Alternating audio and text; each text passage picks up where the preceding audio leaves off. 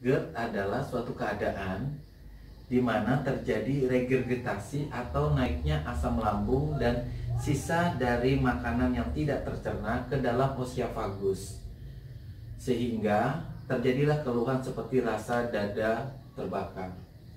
Disebabkan karena sphincter oesophagus atau kerongkongan bagian bawah mengalami kelemahan. Mari kita belajar tentang ilmu kesehatan. Mari. Rekan-rekan, penyakit ini dihubungkan dengan kelebihan berat badan atau overweight. Penyakit ini disebabkan karena kelemahan daripada sphincter oesophagus atau kerongkongan di bagian bawah. Gejalanya rasa terbakar di daerah dada sehingga menimbulkan rasa cemas bagi pasiennya. Refleks atau asam lambung yang naik ke kerongkongan itu bisa fisiologis, bisa patologis. Fisiologis biasanya disebabkan karena didapat setelah makan, berlangsung singkat bahkan tidak bergejala. Jarang sekali yang refleks fisiologis ini terjadi pada waktu kita tidur.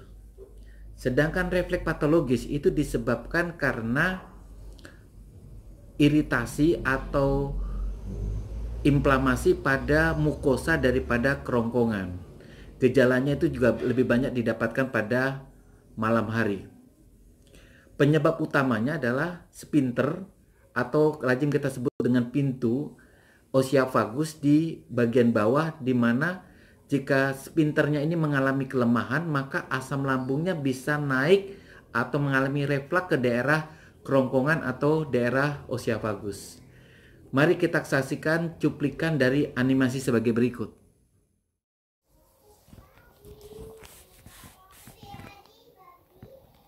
Kita melihat bagaimana proses makanan masuk ke dalam lambung. Ketika makanan masuk ke dalam mulut, secara refleks akan masuk ke daerah oesophagus atau kerongkongan. Pintu sphincter oesophagus bagian bawah akan terbuka secara otomatis dan makanan masuk ke dalam lambung. Seketika itu juga pintu oesophagus bagian bawah akan menutup. Pada keadaan tertentu, sphincter mengalami kelemahan sehingga asam lambung dan sisa makanan yang belum tercerna akan menaik ke daerah oesophagus. Gejala-gejala daripada orang yang terkena dari gangguan GERD ini ada faktor-faktor risikonya. Pertama, seorang perokok itu gampang sekali terkena GERD itu karena kelemahan daripada sphincter oesophagus bagian bawah karena rokok. Kedua, karena kafein atau kopi. Disebabkan karena kopi atau kafein juga bisa mengakibatkan kelemahan sphincter oesophagus bagian bawah, juga mengakibatkan produksi asam lambungnya yang condong meningkat. Alkohol di samping menimbulkan kelemahan daripada oesophagus bagian bawah, dia juga mengakibatkan iritasi atau inflamasi pada mukosa oesophagus dan kelemahan daripada gerakan oesophagus. Pada kehamilan, 80% kehamilan itu memiliki gejala daripada GERD. Disebabkan karena apa? Pertama, sphincter oesophagus bagian bawah mengalami kelemahan karena selama kehamilan estrogen dan progesteronnya condong untuk meningkat. Pada kehamilan juga terjadi peningkatan tekanan daripada abdomen atau tekanan pada perut. Pengisian atau pengosongan lambung yang lambat karena gerakan lambung yang mulai menurun selama kehamilan. Hal-hal itulah yang mengakibatkan kenapa refleks pada asam lambung gampang terjadi pada orang-orang dengan kehamilan. Orang dengan obesitas atau kelebihan berat badan pun terjadi peningkatan pada tekanan pada abdomen. Ini pun juga gampang untuk terjadinya refleks pada asam lambung untuk mengenai daerah oesophagus. Manifestasi atau gejala klinik daripada penyakit GERD ini pertama, rasa terbakar di daerah dada, terutama pada waktu setelah makan. Disebabkan karena apa? Regurgitasi, yaitu asam lambung maupun sisa makanan yang belum tercerna itu kembali atau refleks ke daerah osiafagus. Gangguan disfagia, gangguan pada proses menelan, ini pun umumnya terjadi pada gangguan dengan GERD.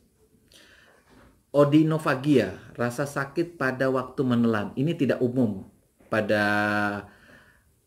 penyakit GERD, tetapi keluhan ini jika didapat itu menandakan adanya ulkus atau luka pada daerah osiafagus.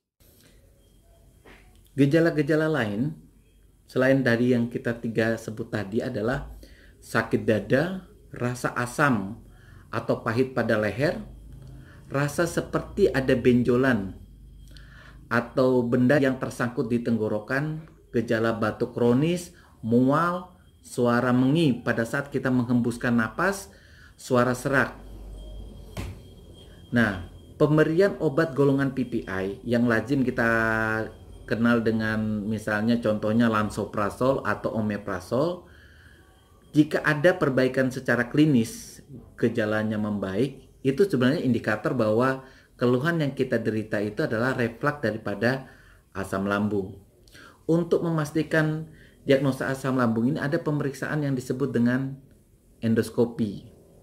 Jadi teman-teman yang memiliki gejala GERD dengan usia di atas 50 tahun ditambah dengan gejala-gejala seperti misalnya anemia atau kurang darah, berat badan menurun, berak hitam atau yang kita sebut dengan melena, muntah darah, gangguan menelan, rasa sakit pada waktu menelan, itu indikasi untuk melakukan pemeriksaan endoskopi.